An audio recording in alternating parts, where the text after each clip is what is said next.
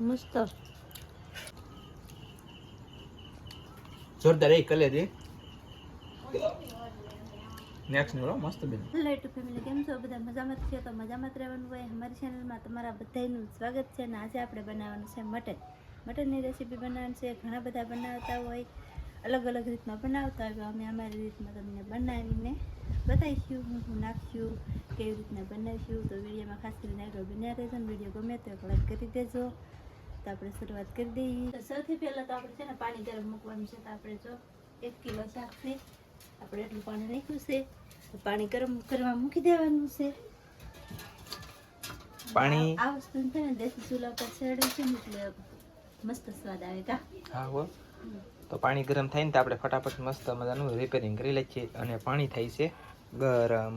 તો પાણી ગરમ થાય ને ત્યાં સુધીમાં આપણે શાક ધોવાનું છે એ ધોઈ નાખીએ. શાક ધોઈએ.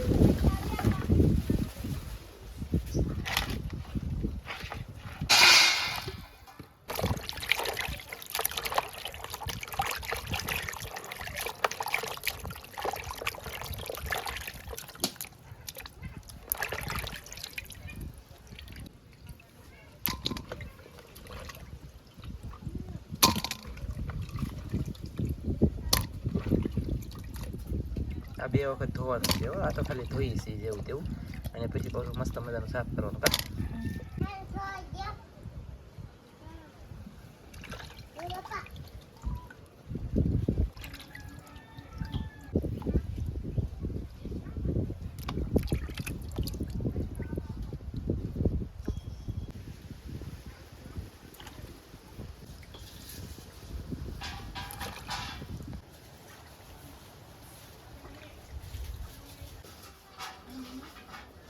ચલો બીજા પાણી હવે ધોવાનું કરવાનું છે આપણે મસ્ત મજાનું શરૂ. એટલે કે આ ફેરી હાવ સાફ કરી રાખવાનું છે. આ છે કલેજી, કાળજુ બોલે તો કે કલેજી.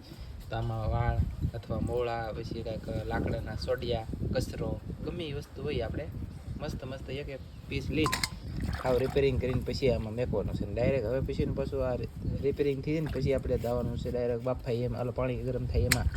તો હવે પાણી ગરમ થઈ જાય તો અહીંયા થઈ જાય રિપેરિંગ. ડાયરેક્ટ આંધણ થઈ જાય એટલે એમાં ઓરી દેવાનું છે. તો બફાઈ દઈ પછી તમને બતાવવામાં આવશે. એટલે કે બાફી પીવાય બતાવીશું એમ તો કામ કંઈ કા. હા એમાંથી હા. તો ચલો ફટાફટ ધોરાવીને ધોઈ લઈએ. ફાઇનલી મિત્રો કન્ટિન્યુ ધોવાઈ ગયું છે, મસ્ત સાફ થઈ ગયું. તમે જોઈ શકતા છો બધા મિત્રો. અને આવી રીતનું કંઈક આપણે સાફ કર્યું છે ને હવે ડાયરેક્ટ ગરમ પાણીમાં આને ઓરવાનું છે. ગરમ પાણીમાં ઓરી દેવાનું છે ને ડાયરેક્ટ. ચાલો ઓરી દઈએ. આપણું પાણી ગરમ થઈ ગયું છે ને હવે આપણે એમાં ઓરી દેવાનું છે આપણું શાક. તો આપણું કપલેટ થયેલું શાક એમાં બધું ઓરી દેવાનું છે. અને આની અંદર આપણે કેટલી વાર રાંધવાનું છે? 15-20 મિનિટ, 25 મિનિટ, 30 મિનિટ, કેટલી વાર? તો અડધી કલાક ઉપર તો આને સડવા દેવું પડે. અડધી કલાક ઉપર સડવા દેવાનું છે. વિચાર કરો, મિનિમમ આપણે ગણીએ તો 30 મિનિટ હવે આમાં રહેવા દેવાનું છે.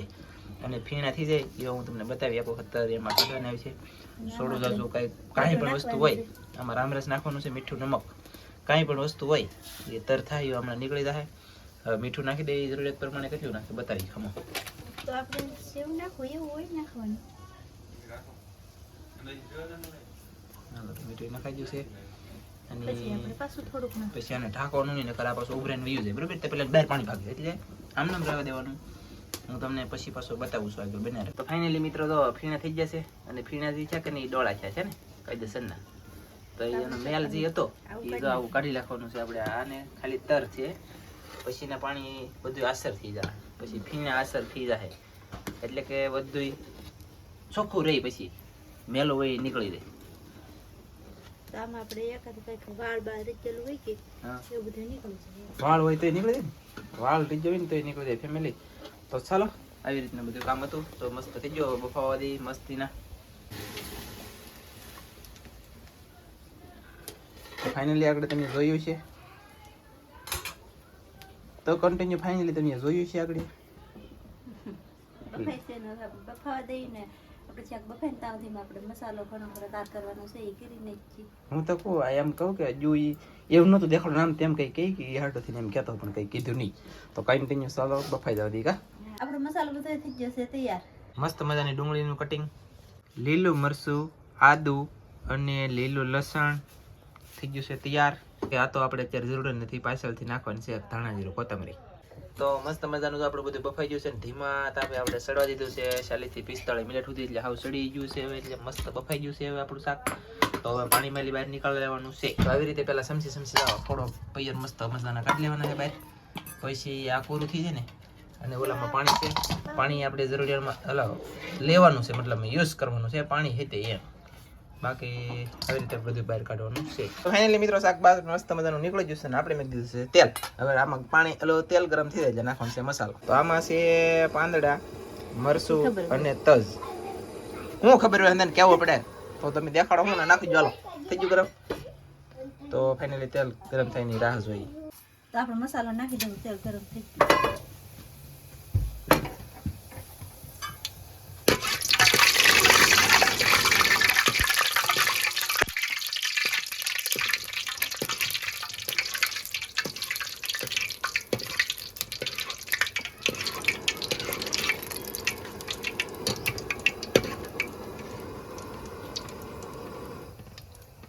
તો આપણો મસાલો બધો તળાઈ ગયો છે.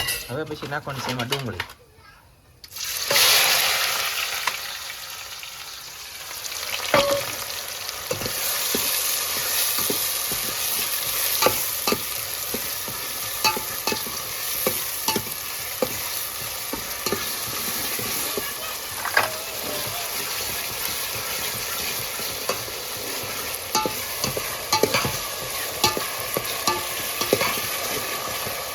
ઘણી વાર પાકી જવા દઈએ. ચાલો તો આપણે ડુંગળી થોડી પાકી જશે ને હવે પછી નાખી બીજો મસાલો આપણે આદુ, લીલું મરચું અને લીલું લસણ. આદુ નાખી એવું બધું મસાલો કટિંગ કરી નાખી દઉં.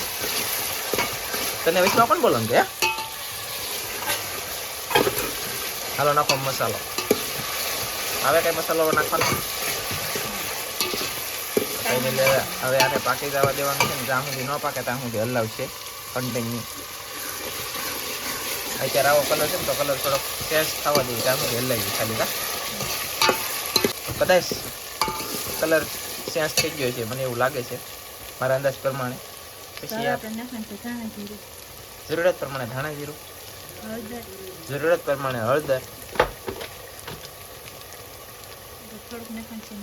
રામ રસ, નમક, મીઠું બહુ નહીં કેમ કે આપણે બાફતી વખતે મચ્છીમાં તો નાખેલું હતું ઓલરેડી. બધું મિક્સ કરી નાખીએ.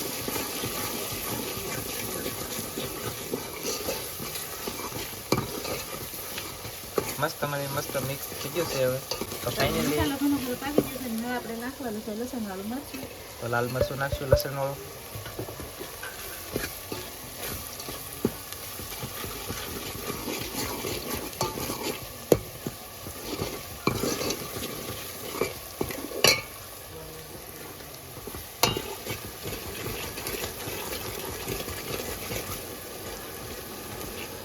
હવે આપણે શાક નાખ્યું એ પાણી વીધું ને એ પાણી થોડુંક નાખવાનું છે.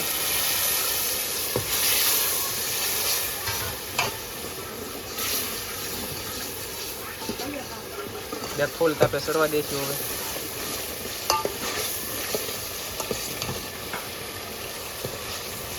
આ પાણી ત્યાં સુધી બળે નહીં ત્યાં સુધી હલાવ્યા રાખવાનું છે, ઘડી સડી જવા દઈએ.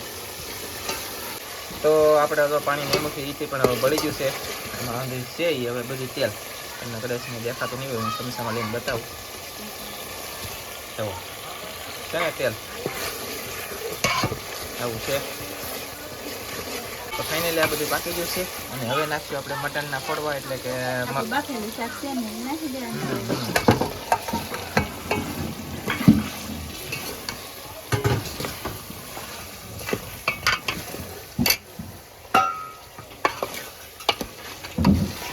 તો કે આપણું શાક બધું સડી ગયેલું છે, મસ્તીનું બફાઈ ગયેલું પણ છે. ખાલી મિક્સ કરવાનું છે આપણે. કન્ટિન્યુ બના રહેજો.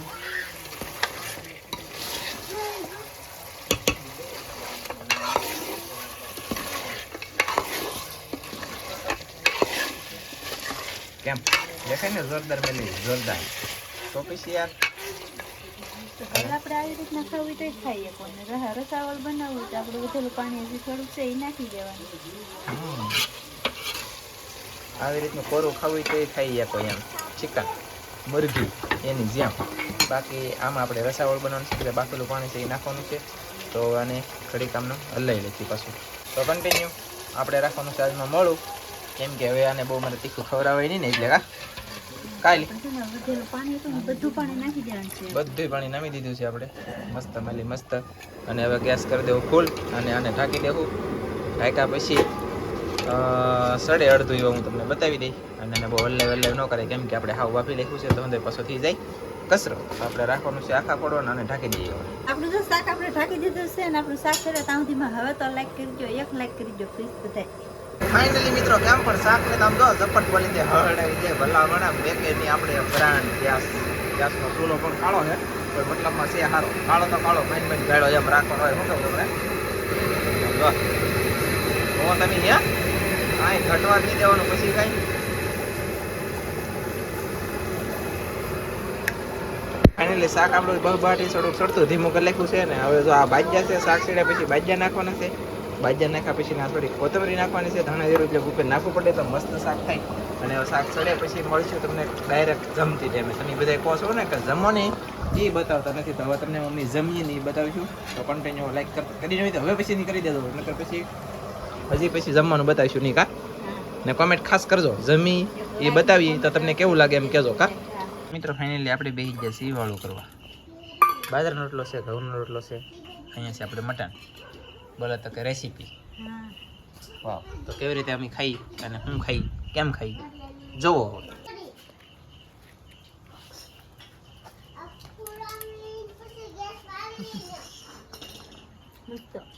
હાજુ વાહ,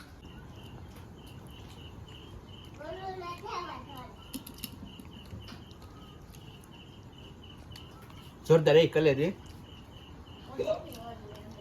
નેક્સ્ટ ને મસ્ત બેન મસ્ત શાક પણ જો એકદમ મસ્ત સડી ગયું હાવ. અને વિડીયો પણ આપણે પૂરો કરી દઈશું. વિડીયો ગમે તો લાઈક કરજો, શેર કરજો, ચેનલમાં નવા આવો તો સબસ્ક્રાઈબ કરજો. તો ફરી પાછા મળશે આપણે નવા વિડીયોમાં. તો જય માતાજી, બાય.